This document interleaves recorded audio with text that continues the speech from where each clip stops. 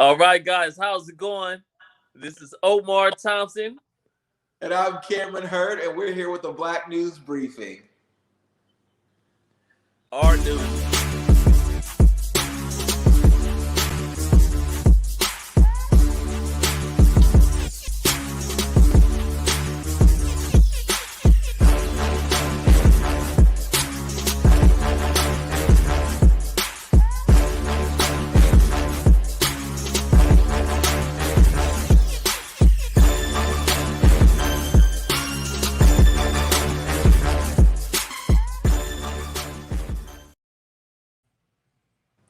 All right, guys, welcome to the show. Welcome. Welcome, Omar. Bro, what's happening, Cam? We made it. We both look like dumb, but we made it. Yes, sir. Yes, sir. I've been getting my entrepreneur on all day. Rocky Watch 310. Go ahead and shout it out one time. Okay, there it is. Boom. I just been dealing with Uncle Sam at work all day, so my hair is dried out and needs to be washed and moisturized all over again. So just say a prayer for your boy, because it's all good. Well, we here, Cam. We here, amen. As always, we got an awesome and excellent show lined up for you guys. Cam, I'll let you go ahead and take the introduction. Yeah, so we've got so much to go into with you guys. We've got Black History Fact of the Day for you all. We have the news. The news is really good. It's very global. So things been quiet on the home front, but the world's been kind of acting up. So we're going to get into what the world's got going on. We have a very, very, very special guest, a Hampton alum who is with us for the Business Spotlight. And I got to ask this amazing brother some questions right before the show. And you guys are going to want to hear what he has to say, what he's going to talk to you guys about. And last, we're going to wrap it up with a conversation about the state of Black men. Let's just talk about Black men. Let's make it about us for one time, and let's have some difficult conversations. So that's what it's looking like this way, Omar. You ready to get into it? I'm ready. Here we go with the Black History Fact of the Day. Today, I would like to touch on a very awesome tale of Queen Nanny and the Maroons, the Windward Maroon Society, right? Which is I didn't learn about until I was in college, right? So they were a group of escaped slaves. They refused to be in bondage, and they were led by a powerful woman named Queen Nanny. They were known for camouflaging in using the terrain. So the power of the British Army was the cannon, as you all know, right? So the Maroons were located in Jamaica. There was some in Louisiana, I believe, as well. Slaves would escape and go join the Maroon Society. So the British could not push the cannons up the they couldn't push the cannons through the terrain or up mountains, so therefore they were powerless. There was one tale, Cam, of a Maroon soldier. They were so good at camouflaging that a British soldier thought that he was hanging his jacket on a tree branch, but it was actually a Maroon soldier. So as he hung his jacket on the branch, they used machetes. He got his head chopped clean off. Queen Nanny was a very mythical young lady with awesome and amazing leadership qualities. It was a story about her actually catching a bullet. And I mean, she did use magic. They used voodoo, right? She used magic to conjure. They used booby traps and a whole lot of magic. And, we need to go into this. I think we should do a whole story on it and just, let the people know. I believe they don't teach this in schools because they don't know that, everybody was not willing to submit to slavery. It was never a controlled system as a lot of people feel that it was. It was always rebels and it was always uprisings. So just want to let you guys know that if you need more information, I'm sure Cam is gonna do some research. And we gonna come at y'all with it hard. Yeah, that's a really cool. That's a cool fact. I think so many times the Black community has to deal with depictions being either, if it's going to be based off of a true story, we oftentimes have to grapple with the horror of slavery. And I think for so many of us, we want to see a different type of movie that depicts slavery. And I think this is something that should definitely be made for us to view, because Absolutely. this is an amazing tale. Like, this is my first time hearing about it, and you're right, I'm definitely gonna go Oh, research let me go it. ahead and add this in. The most important part is there was a treaty that was signed uh, that the British presented to the Maroon societies. So many slaves were escaping and going with them. They made a pact that said, we won't bother you guys if you guys please just stop, taking runaway slaves. We will leave y'all alone.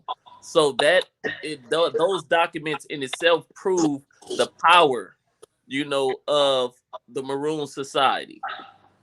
Without a doubt, like that's a tale that I would love to see told.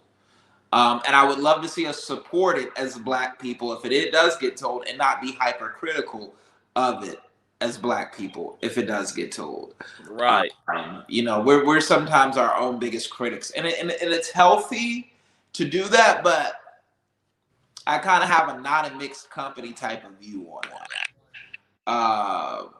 If you go see a Black movie, give it all good reviews, especially if you want to ever see anything like that again. You're gonna have to. So I think that is awesome. So let's go ahead and jump into some current events of the week. That's my mom commenting. How you doing, Mom? Thank you for watching. Shout out to Omar's mom. But let's get into some current events. All right, you guys. So on today's first half of current events, we're going to touch on some international news. So, Omar, it was a big week for the international community. We had what's called the G7 meeting. And the G7 meeting is when the 7 biggest democracies get together once a year or once every other year to talk about, how they're going to go forward in the world and work together as allies or whatever. On everybody's mind, it consists of countries like America, Britain, France, Tokyo, Canada, Germany, and who am I? Am I leaving out Spain? Maybe Spain. And there were a few special guests who were invited to attend as well. And so with that, though, we had a meeting of the minds of democratic free minds. And what did come out of this meeting was that the G7 powers would make sure that, I believe, 150 million vaccines got out to developing nations, which is great because it's heartbreaking to see nations still being ravaged by COVID-19, when here in America, things are seemingly going back to normal slowly but surely as we have more and more of the vaccine. So I'm excited to see the vaccine being sent out to those nations that need it the most. We also saw a shift between America being a laughing stock at these World Summit meetings when we had our former twice impeached one-term president in office. He was constantly he was embarrassing me. Okay, I'll speak for myself here. But we had literal world leaders laughing at America in our faces. What we saw, I think, this time around was more of a return to normalcy, a return to business as usual. We saw America really just retake her place in the G7 as one of the toughest powers in the G7. What ended up coming at the end of this week was a meeting between America and Russia. And Russia is one of the most murderous, lying, conniving, backstabbing states to ever exist, really, if you ask me. And I can break it down for you historically why that's true. They never stay on one side. I mean, if you look at the world wars, they switch sides both times. So I have thoughts. But um, Russia's been ran by a dictator who, disguised himself under a republic. But Vladimir Putin, who has been somebody who has really just talked negatively about Black people and Black advancements, and he's against all types of freedoms within his own country, and currently has his biggest political rival, Alexei Navalny, locked up for no other reason than speaking truth to power. What was amazing about this, though, was Putin and Biden got to meet. They said that they're going to try to work together. It's not going to happen. We hear that with every U.S. president. They said they brought up how each nation claims the other nation cyber attacks them. I wouldn't expect to see any of that slow down. But what we did see was, I really want to shout out an ABC reporter, a Black woman, Rachel Scott, who at the time at a press conference was able to ask Vladimir Putin a question. And she flat out asked him, if you keep arresting and killing people who are opposed to you, what are you afraid of?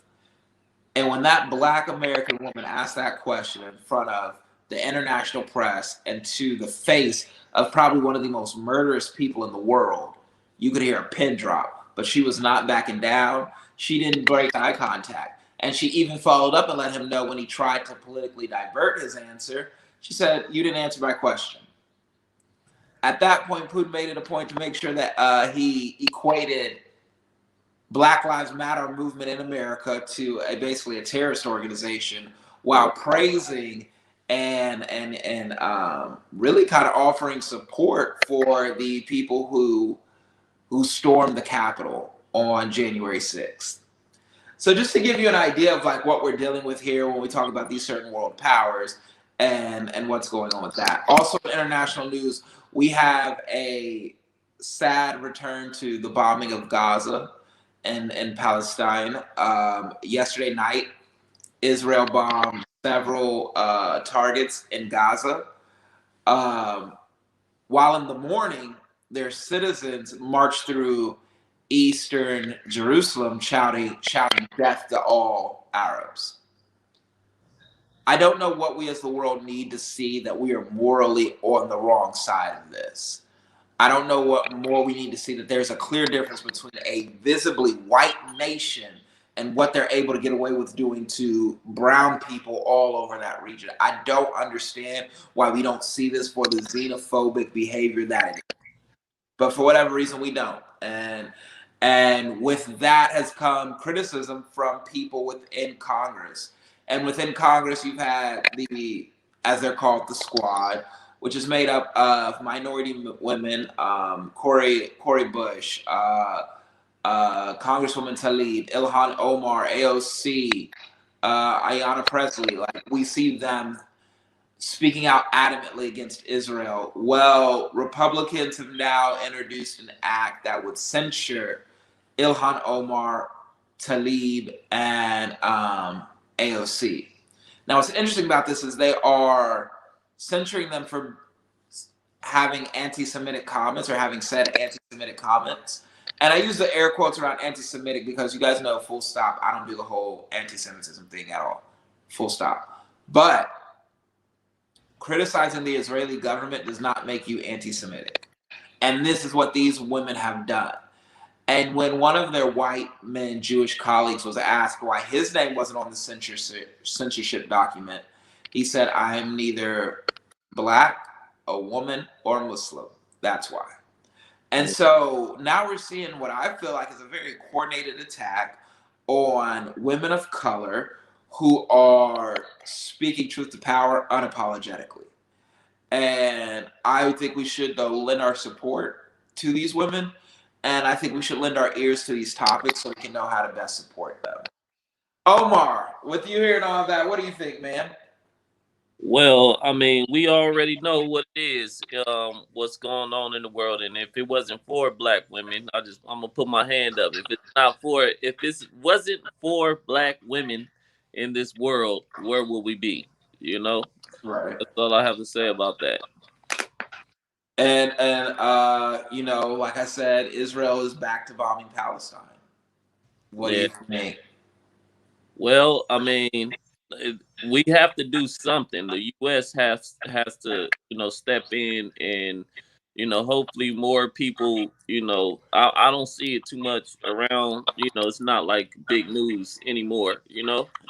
Um, I think that the It's U.S. not big news until they start killing them. When a Palestinian kills an Israeli, it'll be on the news then. that part, that part, right? So it's a worldwide thing, racism, and like I said, I think we living in a time. It's 2021. People need to start waking up, and smelling the coffee. Hello, hello, and that and that right there, that is it. That's the message. I do want to bring everybody's attention before I wrap it up. There's this case that I was reading about today in Hawaii, and Omar, this may interest you. Um, there was a 16-year-old boy who was murdered. 16-year-old boy who was shot and killed by the cops. The young man had been involved in no less than 32 armed robberies. Really sounds like a kid who just didn't have the right supervision and chose a very chaotic life. Um, Him and his friends went and stole a car. An armed robbery, used I think like a knife or something to rob somebody and take their car. As a result of them robbing this person had a heart attack and died, I do believe. While they drove away in the car, he goes live on Instagram. The police follow. They leave the police on a trace throughout the island, end up getting on a side street and getting out the car. To some extent, I haven't really been able to make much of the video because it's kind of chaotic. But basically, the police shoot and they kill him. I think they strike him twice. And I want to say once or both times were one in the back, once in the back of the head. Those police officers, all three of them, have all been charged with murder as of today. Now, this one's very interesting to me because I wonder what the facts of the case will show us. I've lived in Hawaii. I've always said the only place I ever felt where I could trust the police was Tuskegee and Hawaii. And I just think it's interesting. I wonder, because now what this would show is a precedent. Because if Hawaii can charge these officers with murder, and the victim was running away. He was either running away or he was in a car driving away. But Hawaii still is going to press charges. Then I kind of wonder, what does that mean about the case in Elizabethtown, where the DA said, well, as soon as you get in a car, you're a threat, so they have the right to shoot you. Do we see how these rules aren't consistent from state to state? And I find it interesting that a minority state is choosing to be very tough on its police officers. I just found that case really interesting, and I'm going to be following to see what comes of it, because I, for one, didn't think there was anything to charge the cops for. I saw the probable cause. I saw how I thought it could have went down and why they could say, like, hey, this is justified. But for it not only to not be justified, for them not only to be investigated, but for them to be charged, this is wild. Wild. Any thoughts, Omar? You're muted. You're muted.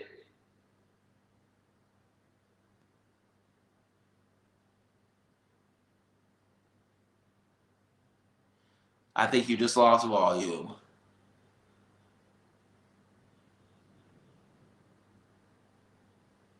Nothing. Try signing off and signing back in. And while while Omar does that, I am going to bring you guys just the latest again on COVID. So as I said, COVID numbers are down all across the board, and we are glad about it. California, which was the first state to issue a stay-at-home order or safer at home, whatever the case may be, has finally lifted most of its COVID-19 restrictions. And we see a lot of states having followed suit. If If you're like me, you lived in a state that never really cared, but you know, shout out to the GOP.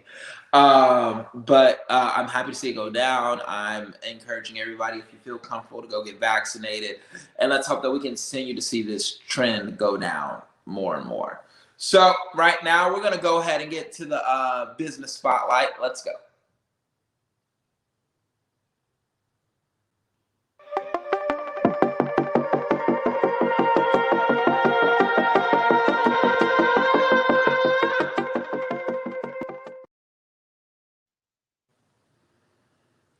All right, you guys, we are back. Hold on one second. I'm trying to see if Omar will pop in really quick because you guys know he loves black business. He loves black business. Give him 3, 2. Nope. All right, so we're gonna go ahead and keep it rolling. Right now, we have a very special guest from, again, let me say the right HU, a Hampton University graduate, Mr. Weston Hill is with us, everybody. Weston.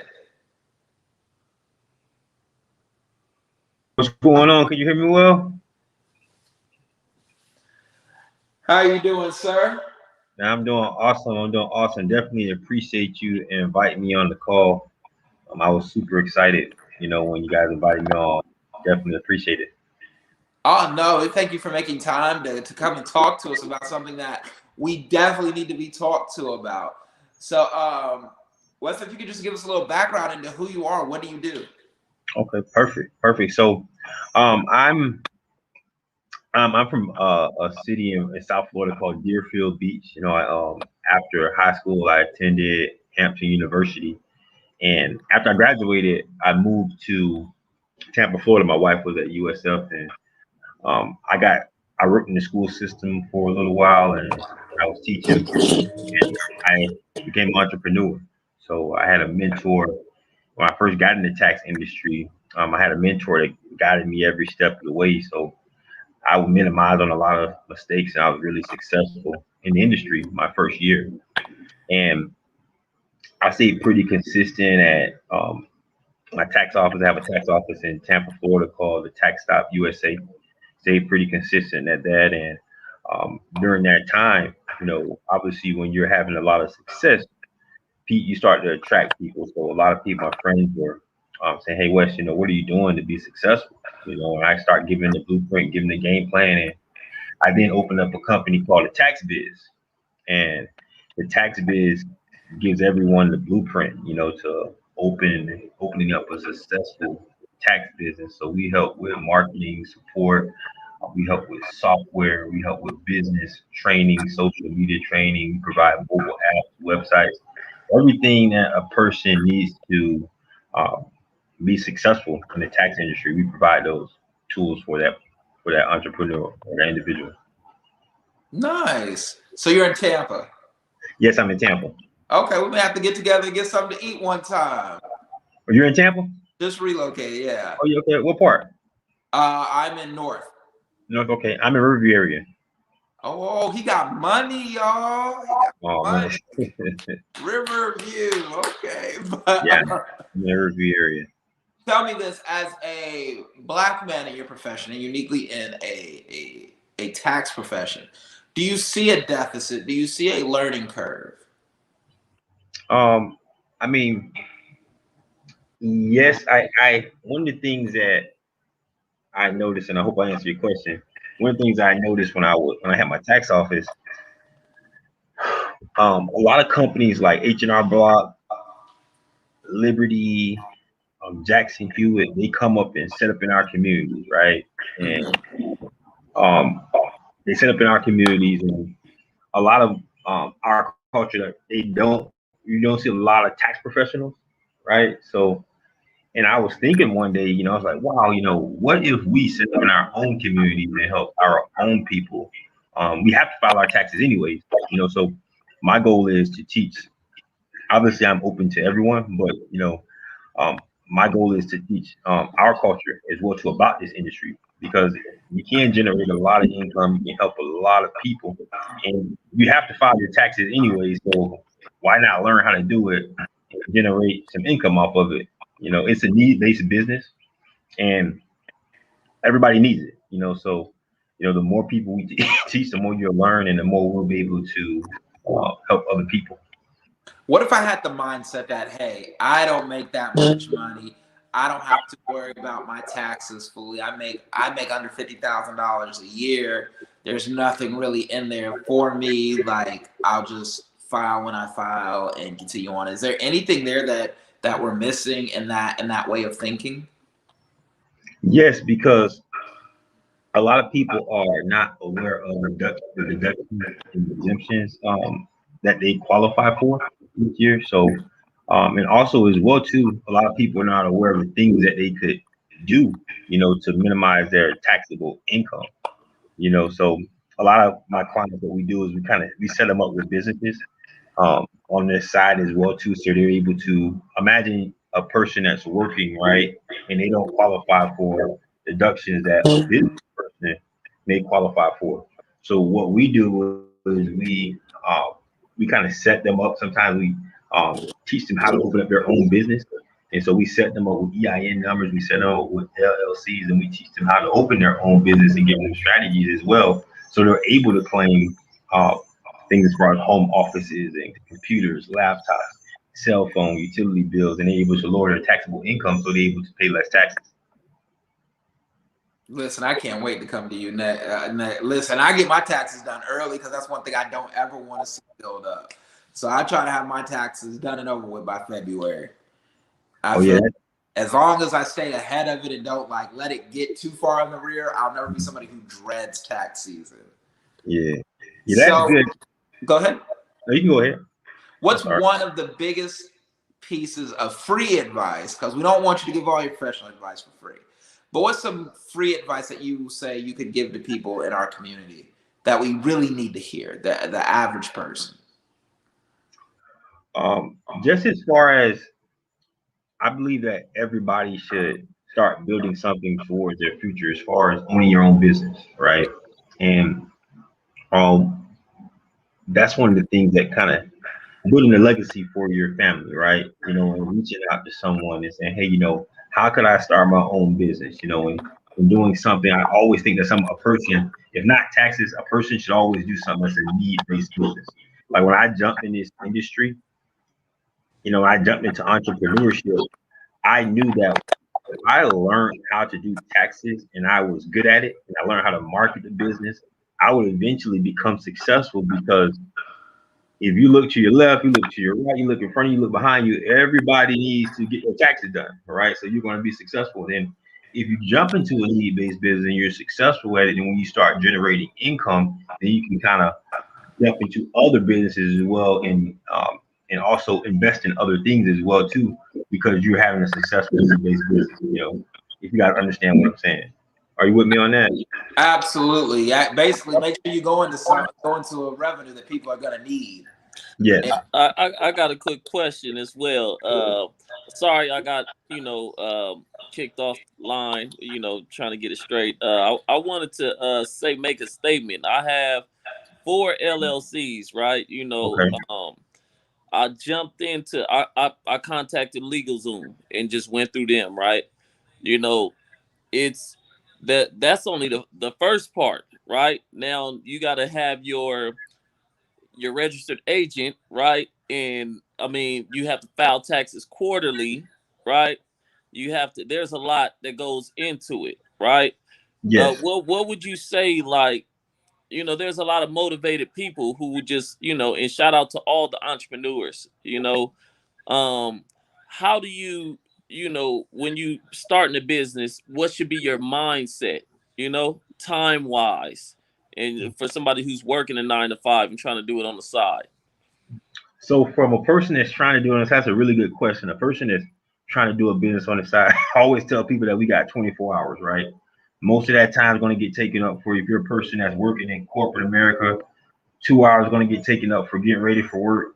8 hours going to get taken up for at work, and 2 hours are going to get taken up for being getting back home from work, right? So then you have about 4 or 5 hours. You have the rest of the time you have to sleep. You have 4 or 5 hours to start building on your future. right? So one of the things that's really important when you're starting a business is one of the things that you stated is getting your foundation started. You know, getting your EIN number, getting your LLC, and getting your business bank account, right? And after you get that, you'll be able to get a DUNS number, and you can start working whatever type of business that you choose. You can start working on your business credit, right? And so I'm glad you stated that because I do have that was extremely important to me. And on LegalZoom, how much did you pay to get your business set up on Well, LegalZoom? for each one, it was about $700. You know, $700. And I seven have hundred bucks. okay, and I created the ebook. And if you guys could, if you're on, if you could text me, I can send you the information. If you could text, I have an ebook that shows you how to set up your LLC, right? And so I do also have an ebook on how to get business credit as well too. So that's extremely important as well too. I have an ebook on that and how to set up your LLC because there were so many people that didn't know that information, right? And so I thought it was simple to me because, one of the things when I first started my business, I contacted an attorney. An attorney, he did it for me. He also walked me through every step, so I was learning on the way, right? So I say, hey, this is simple, but there are so many people that don't know how to set up their EIN number, don't know how to set up their LLC, don't know how to set up a DUNS number, don't know how to put themselves in a position to get business credit. And what me, myself, and my team did, we created an ebook on business credit. We created an ebook on credit secrets, secret lenders. We also have a business credit ebook as well too, right, to help you start building your business credit. Um, so if you text 813-640-4974, 813-640-4974. If you text ebook or LLC ebook to that number, I can send you the information. And obviously, me earlier today, me and my wife were somebody commented on a post that I put in the Facebook group, and they said, I said, who needs help getting their LLC and their EIN number? And a gentleman responded and stated that I hope you're not charging people for free information. So I commented to the individual, I'm like, I'm not charging for free uh, information, but so many people don't know how to set that up, right? And if you go on LegalZoom, they're charging you $300-400 to set it up. So we got an ebook that shows you how to do that for $50, and you can set up your own LLC, right? And you can help other people set it up as well, right? And structure your business. And we took our time to put that together to make it simple as possible so anyone could do it. So that's something that's really important, when you're business structure, because if not, you're gonna have to go back and do it, and sometimes when you don't do it correctly, you can get in trouble, and get in some take some hits with the IRS when you don't do that properly. Yeah, that's a good. I got. I wanted to say also. You said you had a team, right? One of the things I find challenging is partnering with other people on business ventures.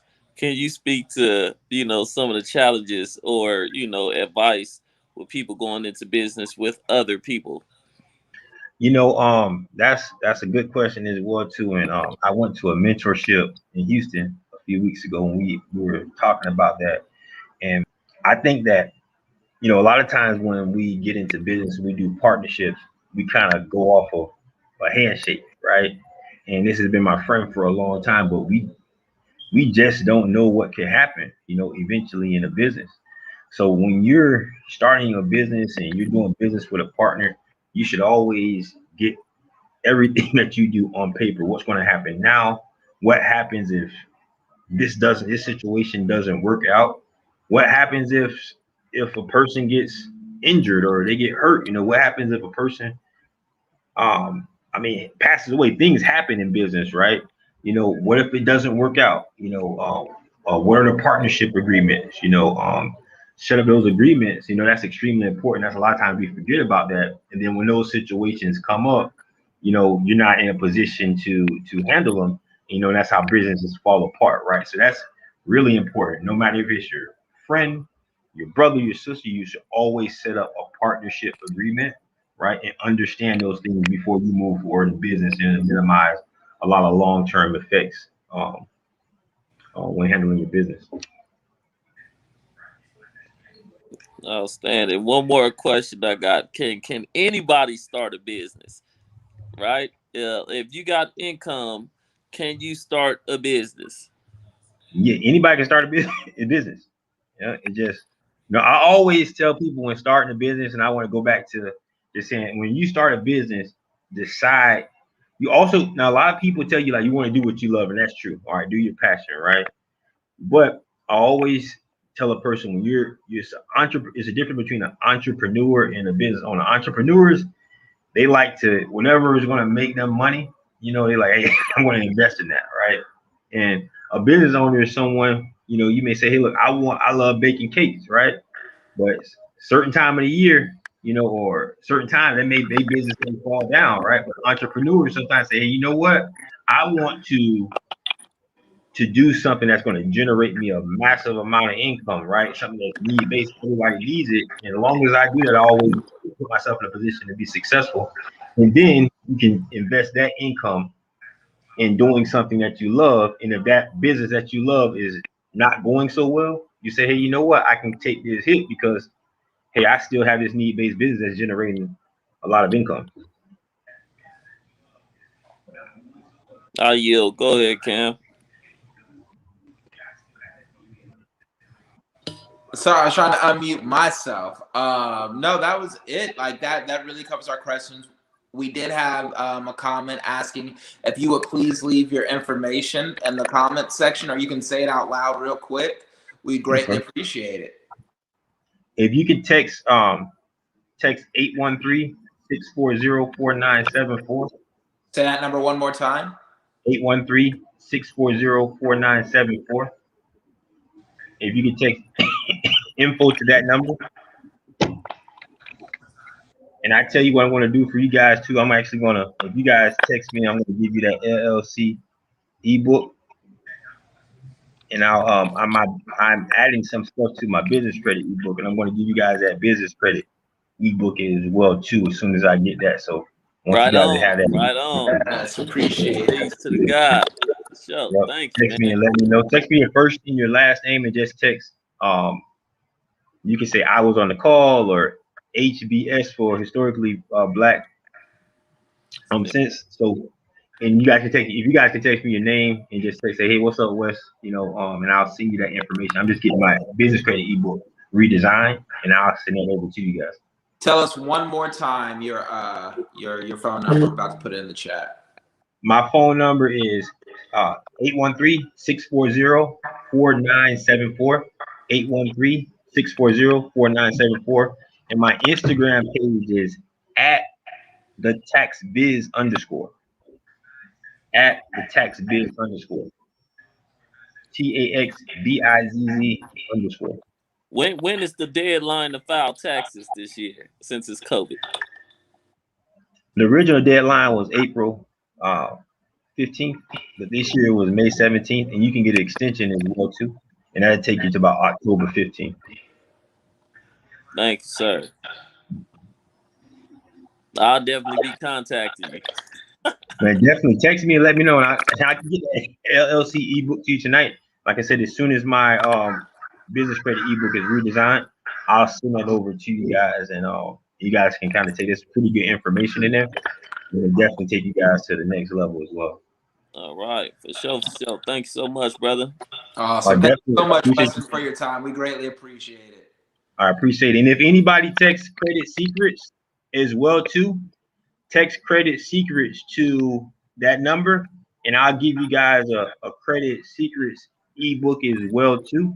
And I'm getting that redesigned, so you'll be getting that in the next couple of days as well too. Just text credit secrets, and as soon as I get that redesigned, that's finished, I'll send that out to you as well too. All right, for sure, for sure. All right, appreciate it, guys. Yes, sir. Peace. Have a good one. I appreciate it. All right, that was good information right there. We never had a tax person on. I like that. I appreciate you taking the wheel, Cam. I was struggling trying to get back on. Listen, we just trying to make it work in this technology world. I get it. All right, so we're going to move into our final topic this evening, which is going to be me, Omar, and we are going to be welcoming back from last week, Brother Cedric McCray. But we're going to get into the main news topic of the day. Let's go. Yeah.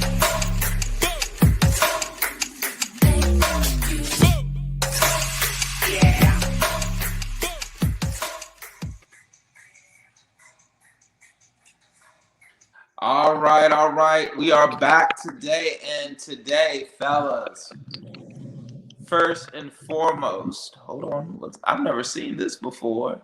We don't just got said back. What's up, brother? Peace. Doing?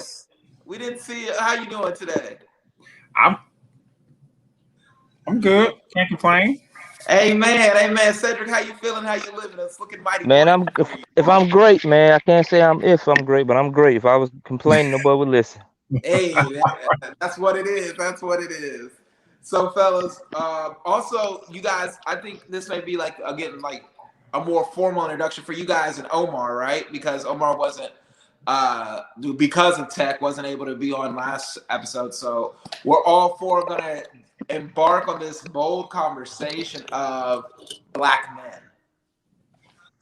And I'm gonna kick it off with a general question to each of you guys, all three of you. What do you feel like specifically? And my screen goes like this, so it'll go Omar first, down to Seth, and then over. But what do you feel like Black men? What's the one ingredient, or what is the top 3 ingredients that Black men need to be successful? Wow, that's a good question. I would say respect for each other. I recognize that a lot of other cultures, they can see, I have a Middle Eastern friend, and they walk through the liquor store, they can see somebody else that's Middle Eastern. It's always what's happening, what's going on, in America, right? And I can speak from my point of view. I've been to college, I lived in the hood. I feel like, we have to respect each other, no matter what background, creed, whatever hobbies you got, we got to respect each other. We got to talk up one another. Everybody talks down on one another and try to stunt on one another, right? You got the educated folks, the bourgeoisie, or if you in, a certain class, those people speak down on people who may not be in that class. If you listen to the songs, broke niggas sit down. If you ain't got no money, sit down, and I see a lot of women nowadays with this rhetoric of you have to pay for my time. If you want to talk to me, you have to pay for my time, type of thing, So I think the subject is about brothers. I think it starts with us respecting each other. So I would say stop talking about each other, respect each other no matter what, and always big your brother up and support your brother no matter what they doing.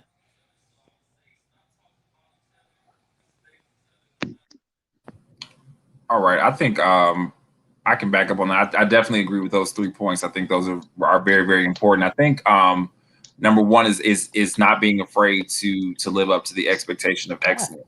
I think one of the things that we talked about last week is that we've, the world, America, the society at large has done a great job of convincing Black men that we are not, we don't come from excellence. We are not, or descendants of excellence. And I think when you look back to our, just where we've been, I think we have to reconnect to that just, lineage. If we go back to, the time they've done such a great job of telling us or teaching us that our legacy begins with slavery. And we know that there were many, many generations prior to that. I think too, also just really starting to subscribe to our own sense of excellence. I think when you determine success by anybody else's definitions, you're doomed to fail. Especially when those definitions are defined by people who we have known have gone through, purposeful steps to keep us down, to oppress us as a people. And I think it's just giving back to the commitment of the Black community. One of the things I was very, very thankful, I was telling my 10th graders today, is that You know, I grew up in the 90s when Black excellence was the thing. You know, we saw a different world. We saw Martin. We believed in HBCUs. We believed in, you know, I mean, we were kind of coming out of it as far as like the small businesses within our neighborhoods, but definitely much more committed to a greater sense of good. You know, I think one thing I learned from my grandfather, I always thought was a very controversial statement, was that one of the times that Black people really lost their sense of community was with integration.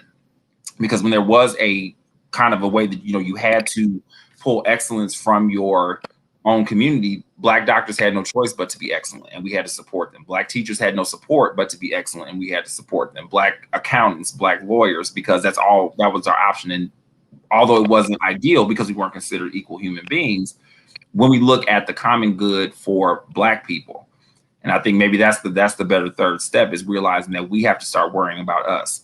We can't be worried about right now. We don't have time. You know, it's critical that we begin to protect our own children, our women, our family units, and all of those things. So right now we have to pour into self. And I just think really maybe a focus on commitment to pouring our talents, our time, and our treasure into our own.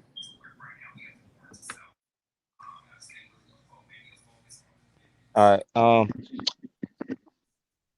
The first thing I would like to say, I'm glad that we all kind of on the same page, and that key word that all of us said is respect and love. Those are the two key words I think that all three of us can totally agree on. And me myself, when it comes to us as Black men, the four things that I just written down myself was love, respect, patience, and knowledge. And that's one of the things that we as Black men that we don't help each other out with, is like I said last week, we don't tell each other, you know, hey bro, I love you, I respect what you're doing, and keep it going. And where knowledge come in at is that we lack the knowledge of certain things, where we don't have the patience to understand or have the patience to just wait. Because a lot of the times I think us as Black men, we think that people owe us something. And that's one of the key things. And not just us as Black men, just people in general. We think that someone always owe us something. And that's the first thing you have to get over, because no one owes you nothing. Anything that you want to achieve, you have to go out and get it. You have to want it, for one. But I know that with me myself, it took me a while to understand what patience is, because I had to understand what patience is with my kids. I had to understand what patience is with my wife. I had to understand what patience is with business, and just being a patient person. And furthermore, you know, the Bible teaches us patience. And if you don't have patience, therefore you know, you're not gonna have anything. So the biggest thing that we definitely would really have to key on in this generation now is having the strength to have patience and respect. Patience and respect will take you a long way, because if you have those two things, you will always have love. You will always have some knowledge coming from somewhere. Because I grew up in the 80s and 90s, and me being from the South, but later on moving to New York, you know, it was rough. So I had to understand to be quiet and do this right here. And with me being the yes ma'am, no sir, ain't, at it, you know, it was funny in New York, and it used to always make me mad when I wasn't a city boy. I was a little country. I picked up the name Little Country. But it was just me understanding that I had to listen. I had to gain the knowledge of my surroundings. But when I listen, I gained that respect from the block. I gained that love from the older people, because I had that Southern in me. So us as Black men, that's just something that we definitely need to teach especially the young Black men now. We definitely need to teach them respect and love. We gotta love each other. You know what I'm saying? Knowledge is one of those things, you know, that it is going to come over time. It's going to come over trials and tribulations. And one thing I will always tell another Black man, if I've been through it, I'm going to tell you what I've been through. You may Wow. not go through the same thing that I went through, but I can tell you from experience. And with me, I have 5 brothers. I'm the oldest and the shortest. But when I talk to them boys, to include my 3 sons, I try to let them know, this is what your father, this is what your uncle, this is what your brother went through. Don't go down that same path. It may not open that door to the right, it may not open that door to the left, but it will open the door. And I don't know if you're gonna want that door. So that's where I'm at on that. You know, could I add one thing that's very important? I wanted to. I was having a conversation with a brother, and he made a really good point. Like, I think we have a big brother mentality. You know, us black men towards one another, saying that, you know, nobody else bet not do this to us, but we do it to each Mm-hmm. other, right? Mm-hmm. You know, nobody else bet not do my sister dirty like that, but we gonna do somebody else's sister dirty like that. Nobody else better pick on my homies or my brother, but I'm gonna pick on him, right? And I think that is a very toxic type of mentality that we have. We gotta respect everybody, right? Because if we all brothers, we gotta respect each other. So I just want to add that. But I think also too, making sure that the advice that we give to, you know, that we're giving to our young men is positive. I think also one of the most detrimental things is that, again, kids, I always say, and I tell, you know, when I look at my philosophy of coaching and teaching, is that kids know how to do bad by themselves. So if you are stepping into a grandfather or a male figure or a father figure, like, our boys don't need any more confirmation in the bullshit. Excuse my French. They don't.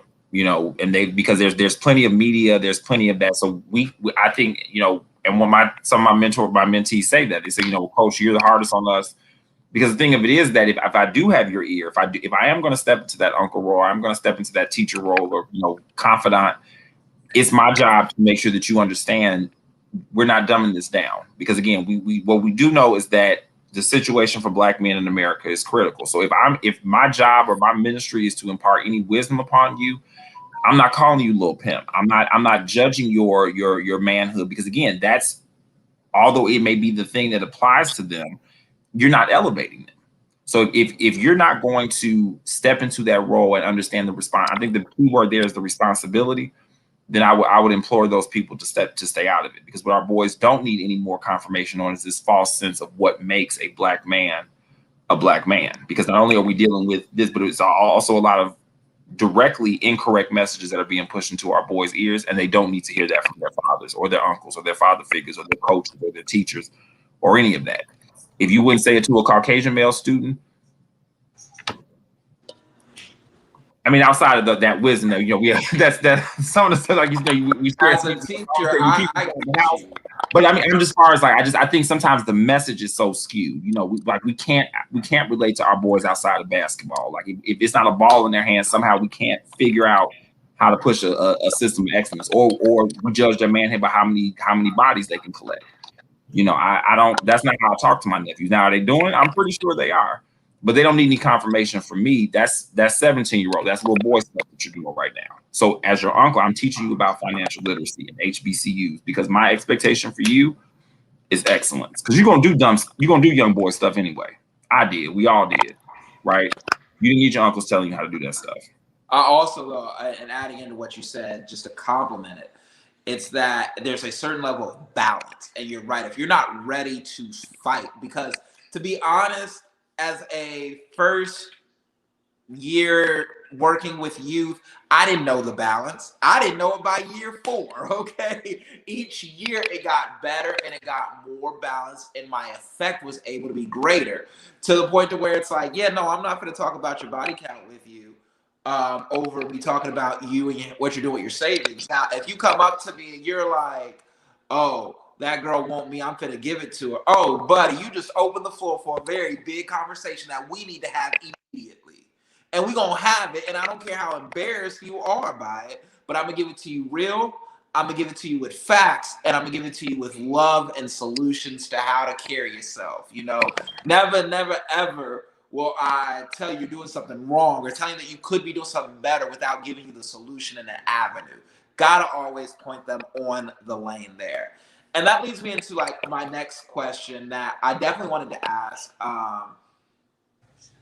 Just because we're sitting on this panel, we have 4 black men.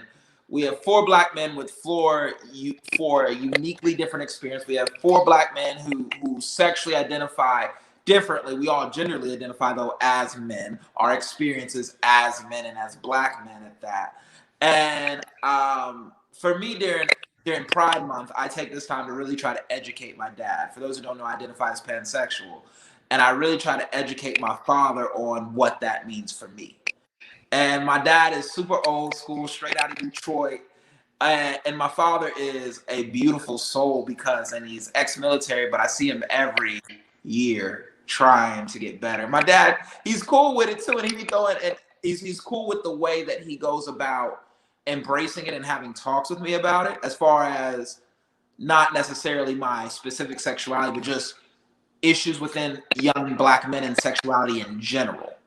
Because we'll find that it's not a gay thing, it's not a bi thing, it's not a pansexual thing, it's not a straight thing. It's a Black men, and their sexuality needs to be talked about more. And it needs to stop being left up to entertainment to define their sexuality and or how to express it. Now, when we talk about all that and we get into it, what do we feel about, as we're in the middle of Pride Month, what do we feel about the raging homophobia in our community? Because I could say I'm pansexual and somebody would immediately think, a guy would immediately think that that means that I would want them, which is not the case at all. But homophobia is such a rampant issue within our community, especially within the Black community.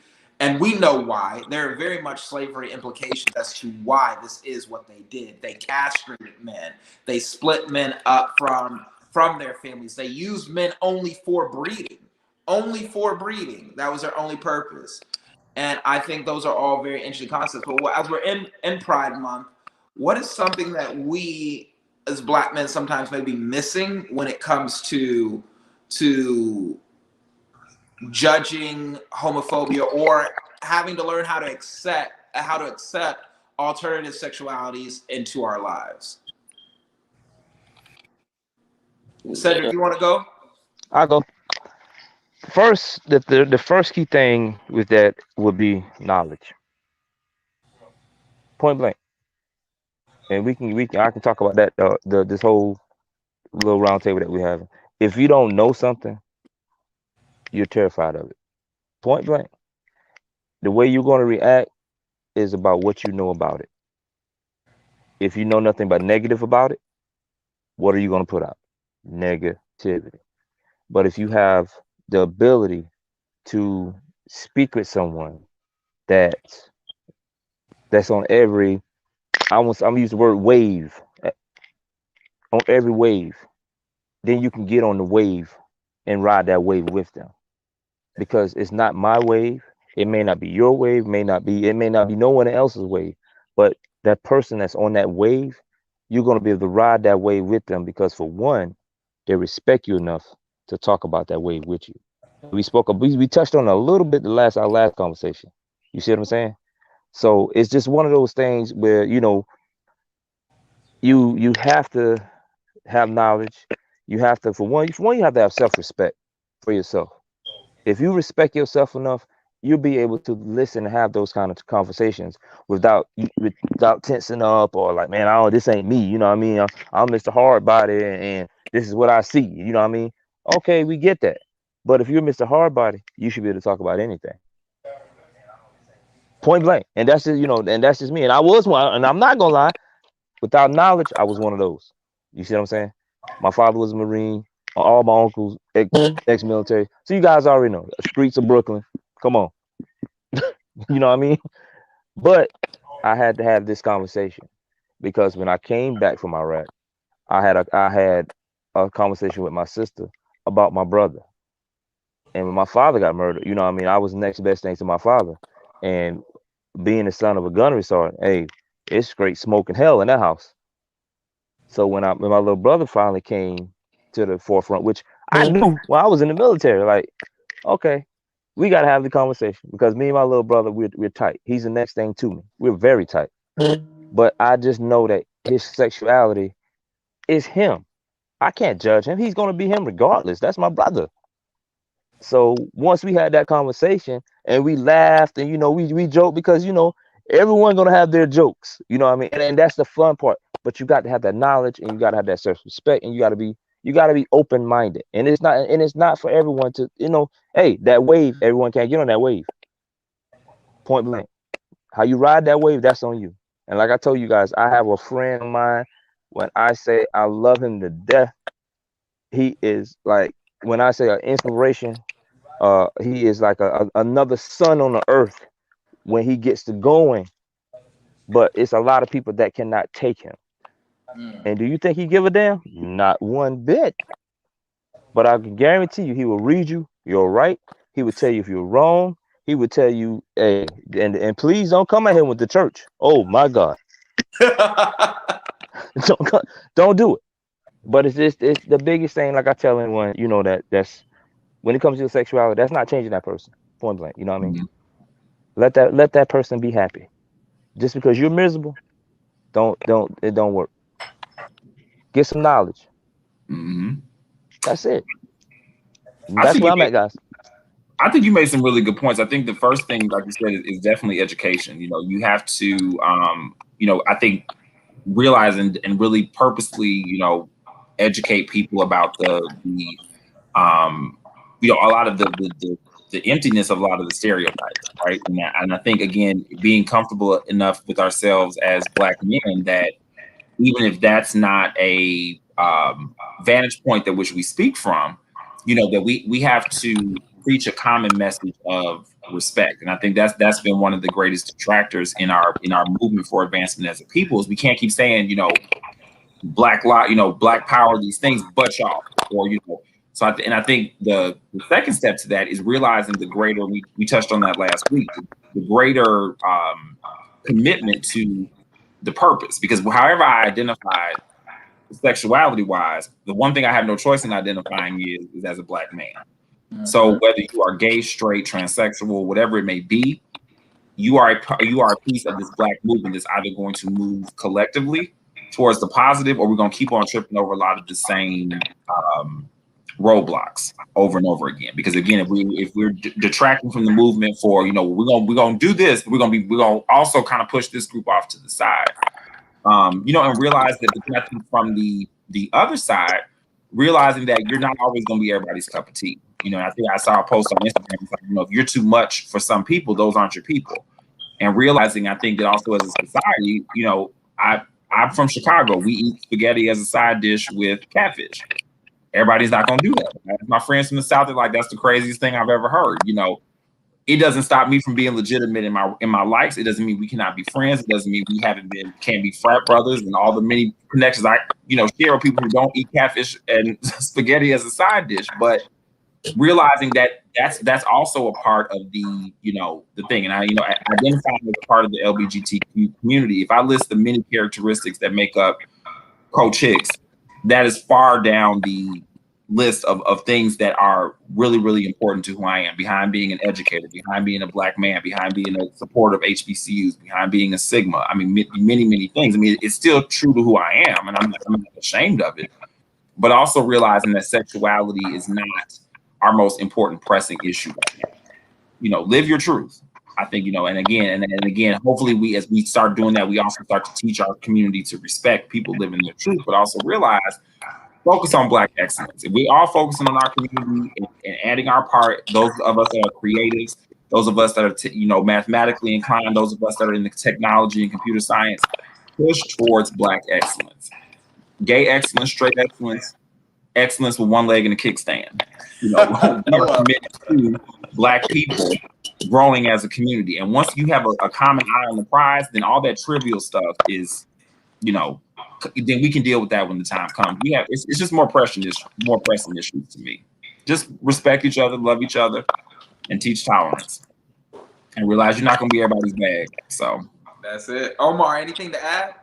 Well, yeah, you know what, man? Just honestly, like, and this is, I'm gonna just give you all the way 100. Like, I don't know too much. You know what I'm saying? Like, I got 4 brothers, and raised by a single mom, and I respect everybody. You know what I'm saying? And I do have friends that are in the LGBTQ arena. You see what I'm saying? Now, like, it is my belief, you know what I'm saying? I think that I'm a Christian. You know what I'm saying? I believe that, what it say in the Bible, that, man and woman, right? But like I said, it's 2021. You do what you do. You know what I'm saying? But that don't mean I don't love you, right?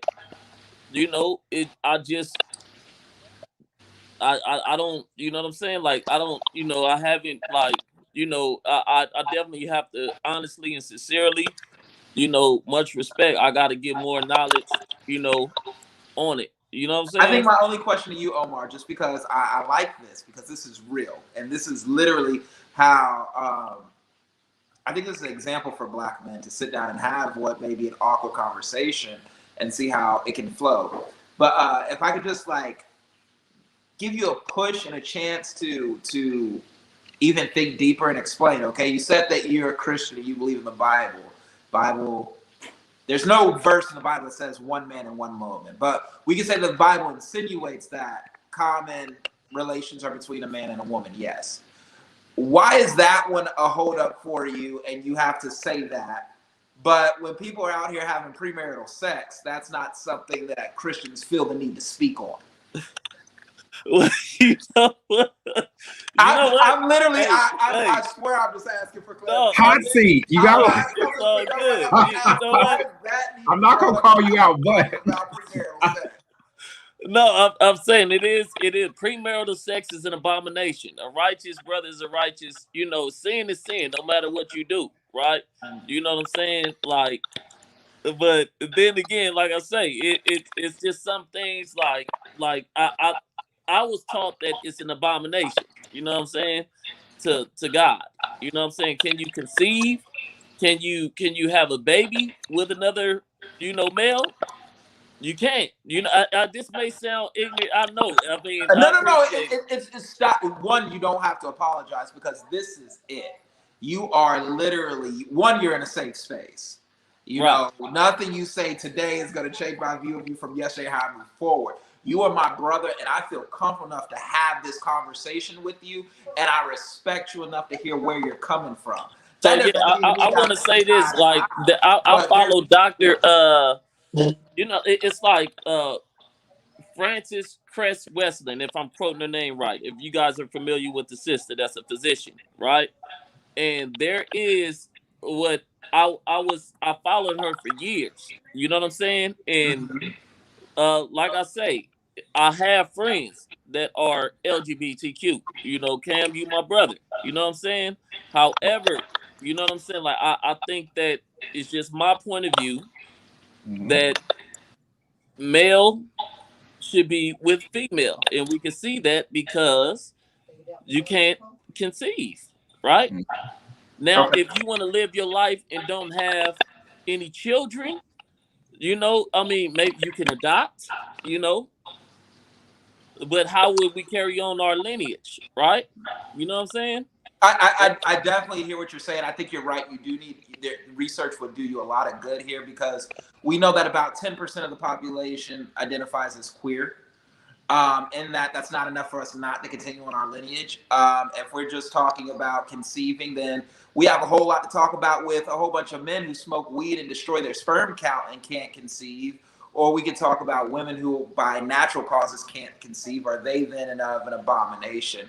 But I don't think that's where the conversation is. I think we're more so interested in the support of it all. We're more so interested in our the next Black man's sexuality does not affect my greatness. Right. And Right, doesn't right. affect And his let me greatness just say either. this: I don't.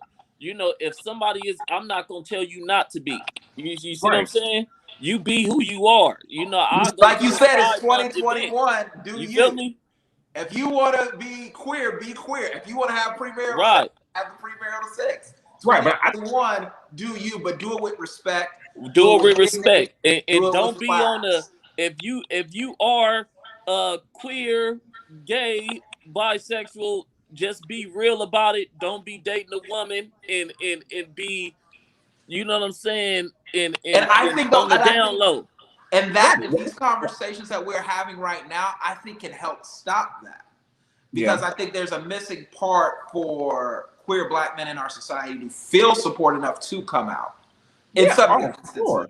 And I think that conversations like these among 4 Black brothers, intelligent Black brothers, about what it is that we're fighting for and what we would like to see, this may help some queer Black boy in America right now watching this. And we want to say, if you're watching this, yo, you got support, you got love. If you see nothing from the example that we're trying to give you, there are people who are willing to see you for exceptionally you. And again, your sexuality doesn't cause that. But let's move into one more topic. When we talk about the Black man, we have to also talk about the Black man's ego, okay? Because we all got one. I had a specific poignant question, but as soon as I said ego, everybody's face reacted. So let's just leave it open at Black man's ego. Give me like 2.5 minutes each of your thoughts on the Black man's ego. We'll start with Coach Hicks. So I think, as I tell my gentlemen in my classroom, is as long as it's substantiated, I think that one of the things that I would love to see us do more of is to really start to support and encourage, what we call, Black outspokenness or kids being managed, and things like that. I think what I always try to impart to my younger brothers, nephews, and students is that it has to be substantial. So if we're going to walk around with our chest poke out, there's nothing wrong with that because you do come from royalty. But again, making sure that going back to, we talk about education, are you able to, and I won't even say the cop, but are you able to provide for your family, whatever that family may look like? Your family may be providing for you. Are you able to exist in this world without causing detriment to your community to do whatever it is that you may be doing? So if you're having a collar pop moment, just make sure you're popping that collar with intention and with substance, because I think where that ego becomes a problem is when we create this false sense of grandeur. Again, we go back about those messages that those grandfathers, older brothers, the other brothers spoke about. Are you telling them the right thing? So are you going and doing your absolute best? So at that, yeah, so now you're operating that excellence. Let that flag, that ego flag fly, because at that point, it's never a complete, I think, positive or negative issue. It really depends on, number one, are you proud about the right things? Are we having this moment about the right things? And is also then, is that ego not detrimental to others? So I can feel like I'm the shit, but it doesn't necessarily mean I'm putting the next person down because they're not doing the same thing that I am. You know what I'm saying? Or that ego being based on something trivial like material gain. If you're coming in and you're pouring into the Black community, you figured out a way to pour into the next person, or treat the next person with respect or whatever it may be. Swag on. Yeah, then you are doing what you need to do. You know what I'm saying? But I think it's more so intent's the wrong word. I think it's like the pause behind it. Cedric, what about you? Black man's ego. Woo! It's this big. It's that big. I say that kidding, guys. But the Black man's ego is kind of it can be popped fast, because like you said, everything that you said is so true. If you're not living up to what that ego is, or you're not doing those things, or you may enter a room and there's millionaires and you're 100 near, that ego can get popped real quick. And I'm telling you guys, I'm one of the ones with I have a big ego about certain things. And my ego is that my kids, I want them to understand that you don't need nobody for nothing. You need yourself. There's nothing, and anyone that know me, there is nothing that their father can't do or won't do when it comes to his family. So when it comes to my house, which I'm at now, I did that. When it comes to making sure that they go to college, I did that. When it comes to making sure that they have food on the table, I did that. When it comes to them, and when I say I have kids, guys, I have 8 kids. 8. Ooh, come on. I have 5 girls and 3 boys. I have 2 in college. 1 is about to join the military. When I say my ego is big about my kids, my ego is very big. And I will stand here today and tell anybody, when it comes to me, when I walk in a room, I'm on it because I'm gonna command that room because I did what I did that was necessary, whether it was good or bad, to make sure my family have, and my wife don't have to work for nobody. Point blank. So when I But that's stand on stuff like understandable. that, I Like, stand on that. yeah, and You you see what I'm should. saying? And I tell any, And let you me tell should. you, I tell any young black man that's in the hood, that's anywhere outside of the hood, that's in a suit, that's in a Lamborghini, that's in a Honda Accord.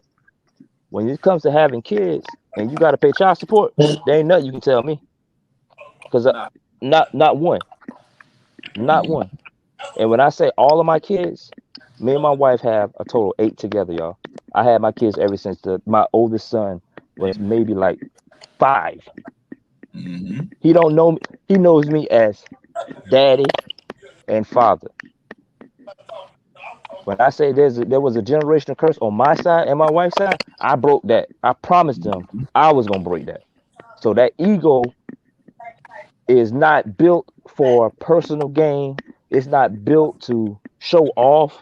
It's built to show you that instead of you being called father and you just sign a birth certificate, anybody can come and take your place. Mm-hmm. When your daughter needs that man to lean on that shoulder, she don't have to go to them streets or go to Mm-hmm. that boyfriend that may Mm-hmm. become a domestic. She can stay with her daddy. Mm-hmm. You see what I'm saying? So us as black men, when you build that ego, you need to have a base for it because Mm-hmm. the only base that and I'm gonna hate to say it like this, but the only base that this generation sees now is about getting money, Right. Right. driving cars, having a bunch of jewelry, and that's fine. I'm telling you, that's fine. But what do you have to stand on? Right. It's not the foundation. Is that It's not. that's the excess. That's the luxury. It's That's luxury. a Luxury is not the byproduct of. foundation. Thank you. Luxury is the excess. All But think yes. about it. I'm telling you guys, if you think about it, if you look at it, I got another look. Oh my God, you can look at you can look at anybody with any amount of money. The more money you got, the dumber you get, unless you have someone there to help you and make you understand. Because Listen, we I got have folks seen putting whole diamonds in their forehead. Okay, 24. If you got enough money to put a diamond in your forehead, and you don't realize you got better things to do with that money, we are listen. not, but see the we thing need about it, we need a That's power man, plant right there. on But ego. Cedric, I think what you boy, said though was really telling when you said we talked about you as first of all, Cedric, I believe it was you said it, or maybe it's Coach. Somebody said the male ego is it's big, but it's really fragile. And Yes. one thing that yeah, is so true that you said, Cedric, was in terms of you being a father and what that did for you. I became an untraditional father when I was about 21, going on 22. And what that taught me was I had the most animalistic instinct to provide by any means Means necessary. necessary. Mhm. That was facts, it. I didn't have time to argue with people like I used to. I used to be able to pop off, get into this fight, argue with this person. When I had a kid, that had to cease because what I couldn't do, what I did not have time for, was that right there. And when I was able to, being so young, providing for my son as a single father up until this point, it gave me like almost an animalistic sense of pride too. Like I walked like I had the best mane and the whole pride because mine was taken care of. No facts, matter what, when you saw him, you saw me. When you saw his success, you saw my influence. When you saw his failures, you saw my lack of being able to be there in whatever way I needed to be there. And what that does is that does give you such an ego boost. And it gives you a very protective instinct too that I didn't even know I had. It's a whole different type of ball game now when I'm talking to you, you disrespect me versus when I was coming up in meetings being a young parent and teachers wanting to disrespect my child in front of me. And it's like, Mhm. hey yo, this is not gonna go any type of way you think it's gonna go. And I've read a poem called A Black Father's Protection. I'm gonna read that. I need to read that. I'll have to get it out to everybody. But that poem speaks nothing but facts. I think in our core, black men are nurturing protectors and providers. And I say nurturing, but nurturing doesn't have to mean what we've been programmed to think, that it has this singular definition. Nurturing could be that foot in the ass, because can't nobody do it for you like a supportive black male in your life can. You know what I'm saying? So I think that's very big. Omar, what do you think? Add on at the end. I do agree with all of your points. As you guys were talking, I just was watching this Michael Jordan film. The documentary that he did, right? Yeah. Mhm. Seven I rings. come to the conclusion that egos, you know, are necessary. One of the things, black men specifically, we do got egos. That's why we got problems with the police. If I had an encounter, like I was in the military. As I was going in, it took a lot.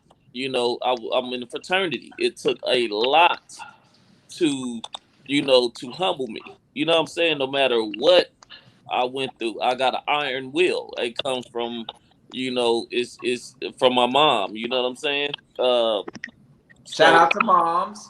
it's we went through a lot. So it's probably nothing that I ain't seen before. You know what I mean? So as to getting back to Michael Jordan, he was a champion, right? He wanted to win by any means necessary. And as I was watching the documentary, I was like, all of his teammates said he was mean, disgusting. He was a douchebag. He was physically, demanding like on his teammates, and a lot of times they couldn't stand him, but they got to respect him because everybody who played with him, he brought you to another level. You see what I'm saying? Now, if he wasn't bringing people to that, making people bringing stuff out of people, when people walked in the gym and they got their shoes up, it was business. You see what I'm saying? Like he was a monster. He was a beast. So imagine if he didn't have that. It was all his mentality. Kobe Bryant is his mentality, right? If you want to suit up with him, right? And as he was talking to the guy who was interviewing, he started tearing up, and I'm like, dang, like because he was getting negative criticism for for his. Then he took that mentality into gambling. He took that mentality, off the court, his relationship or whatever, right? Because he couldn't, he was a competitor. So all that to say, I believe that is necessary, but it has to have a balance. You got to know when to cut it off. You got to know when to, be humble. You can't fight every battle. You see what I'm saying? Ego can lead you to destruction if it's not tamed properly. But at the same time, there's a time and place for everything, right? Like sometimes you have to stand up for yourself. In certain situations, sometimes you have to speak what's on your mind and say whatever, or you're gonna get the bad end of the stick. Right. But I think too. I mean, I think it's an interesting point. I know we're getting close on time, but I think it always the same. I mean, and I think that applies to black women too. Why is it? Why do we look at the black male, woman, whichever, and then start to question why humility becomes a part of that? Nobody ever questions a Chinese young man or an Irish American young man having pride and walking around in all green and poking their chest out because they come from this. And so I think it's a very it's a very thin line. We have to make sure that we teach our boys that we're not living in the Jim Crow days, so you don't have to be the quiet Negro anymore. And there's nothing wrong with that because nobody's teaching their Chinese son to not be proud of things that went back to China that they can't even connect to within. Just like, I mean, they may have a more direct lineage, but it's just as far back as our own. You know what I'm saying? And I think when we talk about subduing black boys or black men from understanding and walking in your purpose, and then also remember there's so many, unlike any other race, our boys have things that are directly coming for their ego. So again, nobody really has to worry about how you stand up, how do you present yourself as a man, but deal with this police brutality and deal with the fact that when you're pulled over. But again, you have a right to walk in your purpose as a male. As long as you're not harming someone else, ego is not a negative thing. Self-pride is a beautiful thing. But if you think about even like with black girls, like oh, you too loud, you're an angry black woman. There's no one says an angry Chinese woman. No one says an angry white woman. No one says an angry. So like, why do we, it's this, I think the thing that's always mind-blowing to me is that why do we even put those implications on our kids or on our young people?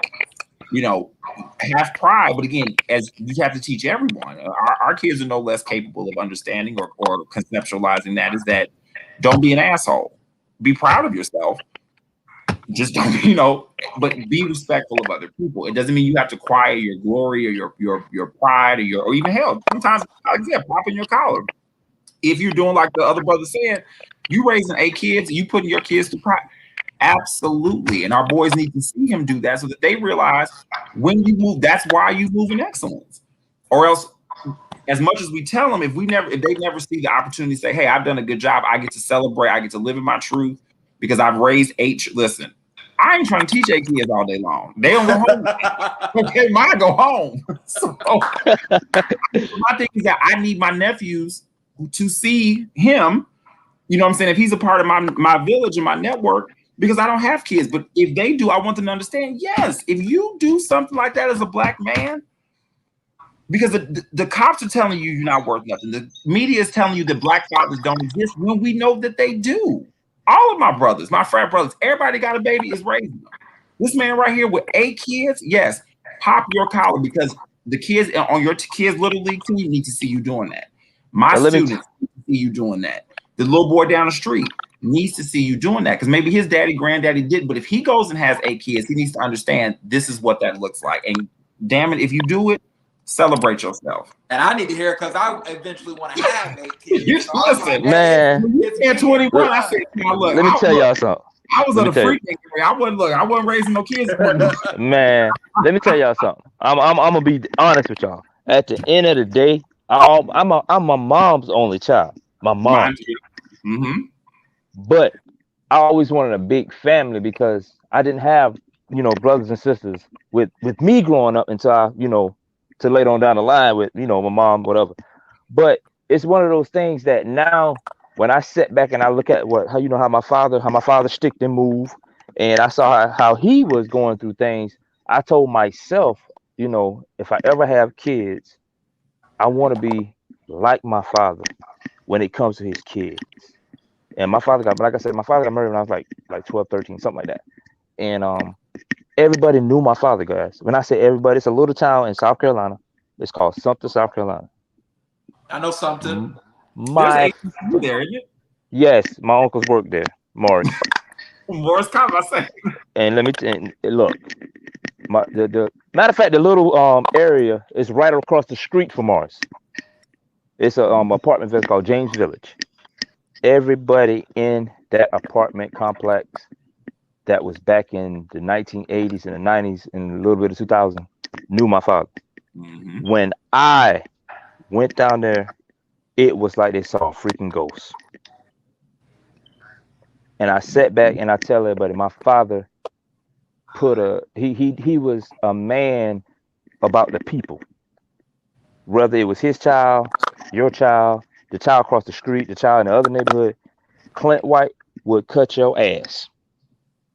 And when I look at and with my kids now, my baseball team, my parents from in my neighborhood, they know, Mr. Cedric, see your child doing something wrong. I don't care nothing about the little county of Rockdale, Conyers Police Department. If you do wrong, I'm on your ass. Mm-hmm. My boys, when I say after this conversation we had last week, I was so happy to go. I took my son over to see a friend, and I'm gonna leave after that. I took my son over to see a friend, and his friend, one of his best friends, is one of my baseball players, and like 4 or 5 of them came out of the house, y'all. When I said boys when I say it just I almost teared up. I had to get out of the car and hug all of them boys because all of them are in like the 10th, 11th grade, and it was so like a pressure just was like release when I saw them boys. I mean, y'all, I had them boys, they were like 12, 11 playing baseball for me. And every last one of them, the first thing they said, "What's up, coach? Mm-hmm. How you doing, coach? How you doing, Mama McCray?" Because they call my wife Mom. Mm-hmm. All of them boys know they can hit my line. Anytime. They can talk to me. Some of them don't have fathers, but they know they can hit my line. They can call coach. If they get in some trouble, I'm always that person that I'm coming to get you. Listen, I can't say I've been where I stood before. I'll get you, but we gonna deal with it when I get you out. Yes. Right. You see what I'm saying? Now, once I come get you, it's gonna be a different conversation. I have done that. There you go. You hit the home But run, Cedric. I think with my kids, they see that. You see what I'm saying? And I try to tell anybody, I don't put nobody's child before my child. But my kids know that they have outside friends. It's a village. And little sisters. It's a village. And it takes a village, y'all. It takes a village to raise one boy. Yep. One. Because if you don't, like you said, because eventually in the great circle of life, if we don't pour into the village, that child's shortcomings could come back and affect yours.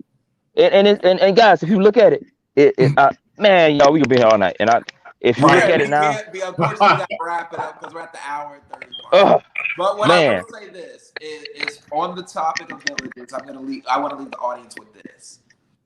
The term village has been demonized and looked to be less than in Western society. I want you to think about as you go into Juneteenth, I want you to think about why that is. And I want you to think about if villages are so detrimental or so impoverished or so less than are not becoming, then why were they able to foster the greatest civilizations that this world has ever seen? I'll leave you guys with that. But also with that, I would like to say to our guests again, Coach Hicks, Cedric, thank you guys so much. It is always a pleasure. Always. Thank you all. Love y'all to death. Thank y'all for coming on and doing it again.